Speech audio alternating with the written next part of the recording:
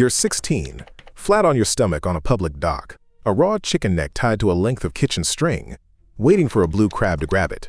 30 years later, you hold a commercial fishing permit worth $170,000. Between those two moments sits the strangest math in America. A 10-pound box of king crab costs $329.99 at Costco, $33 a pound, and the boat that caught it got paid $1.30 a pound at the dock. The Bureau of Labor Statistics also calls it the deadliest job in the country. 114 deaths per 100,000 workers, 28 times the average across every other job.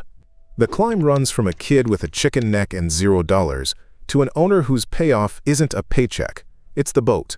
This is every level of a commercial fisherman's career in America and what it actually costs to climb.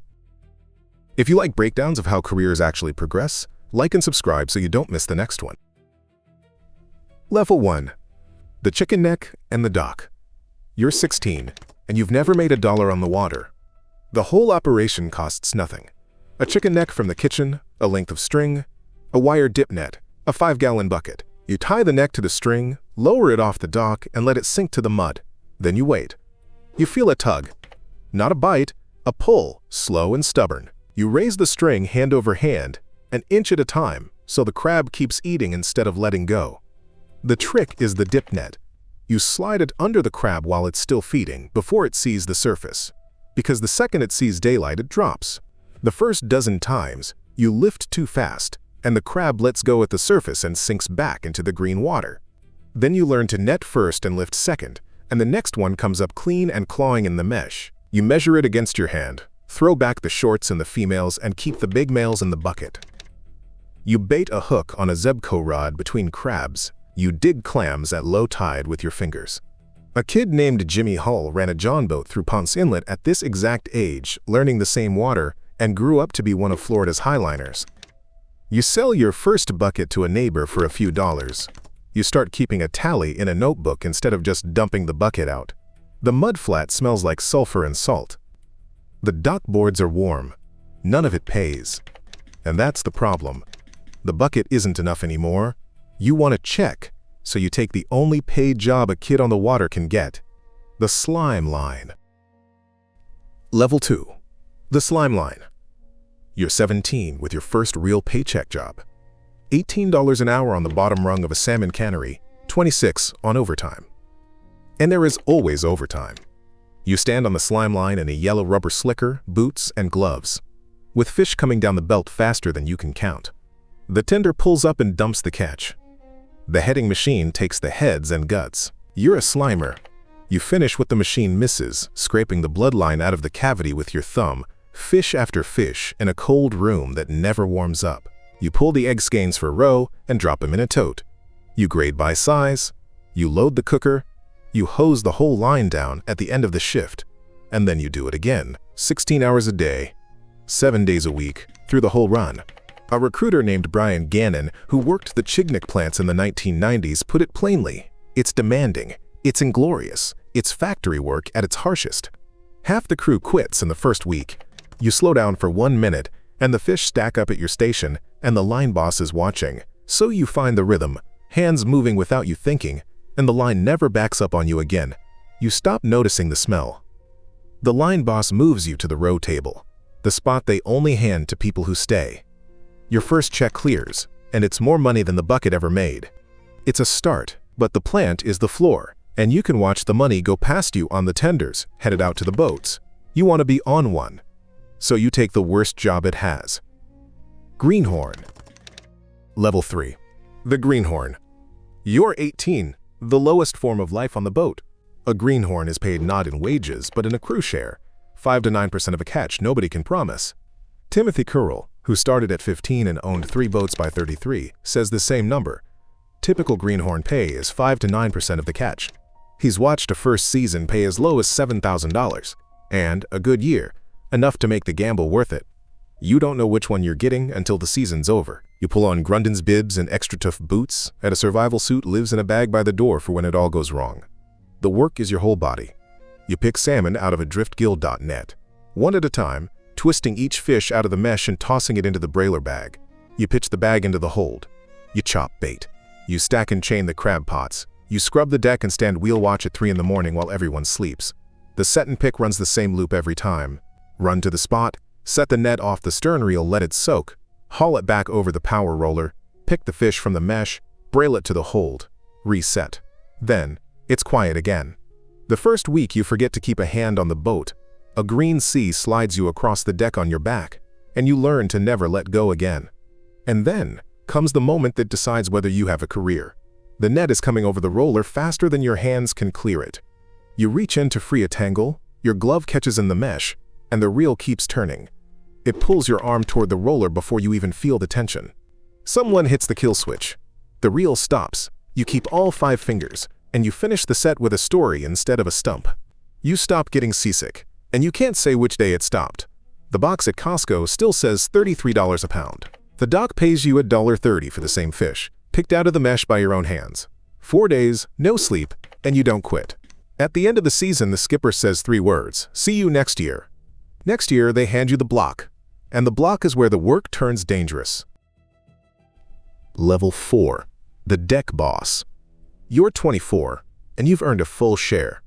The Greenhorn beside you clears $7,000 in a season. A top hand in a snow crab season clears $100,000. The difference is that you can be trusted not to get someone killed. You run the hydraulic block to haul the gear. You work the crane, swinging an 800-pound steel pot off the rail and setting it down flat without crushing a foot. You open the door and sort the catch by hand. Legal males to the live tank, females and shorts back over the side. You rebait the pot and stack it for the reset. On the long-line boat, you bait circle hooks down the whole skate one after another until your thumbs split, and you tape them and keep going. There's a rule here you learn once. If you ever get hooked, cut the gangion, not the ground line.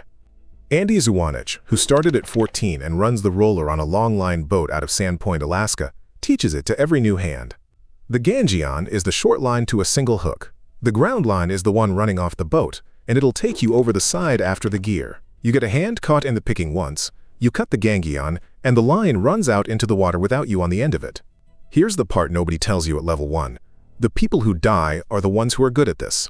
Alaska's crab fleet runs over 300 deaths per 100,000 workers, and competence just buys you the most exposed to spot on the rail. You stop flinching when the pot swings past your head. You read a tank light and call it. The captain checks. You're right. He stops checking. The crew starts running your calls instead of his. You clear your $100,000, and the captain hands you the deck. Sort, rebait, reset. Soon he hands you something bigger. The wheel. Level 5. The Skipper. You're 30, and somebody hands you the keys to a boat you don't own. The pay is now 35 to 40% of the catch, because now the catch is on you. You sit for the 100-ton master's license, 720 days of documented sea time, a folder of signatures, a written exam, and a Coast Guard officer who reads your logbook like he's looking for a reason to fail you. You pass. Now you read the sounder and pick the set. You run the boat in 20-foot seas with the crew asleep below you. You manage the fuel, the bait, the bills, and the quota you're allowed to catch. You decide, every set, whether to talk on the radio or run silent and keep your spot to yourself. The test comes when the barometer drops and the whole fleet runs for harbor. You read the water, you hold your set, and you come back with a full tank while half the dock sits tied up. A green hand freezes at the rail in the blow. You put him on the wheel and take the rail yourself, and every one of them comes home. You stop calling the owner before you make the set. Heather Sears runs a boat called the fishing vessel Princess out of Fort Bragg, California. A man named Tom Danielson handed her a bigger boat of his own. He told the doc the truth. She's the only person in 50 years who's run his boat besides him. That's the job. Somebody trusts you with everything they own, and you bring it back. 20-foot seas, you hold the set. You deliver to the tender and sign the fish ticket with your name. You can run any boat on this dock. But you don't own one. The license is the ceiling for everyone until you buy your way past it. Level 6.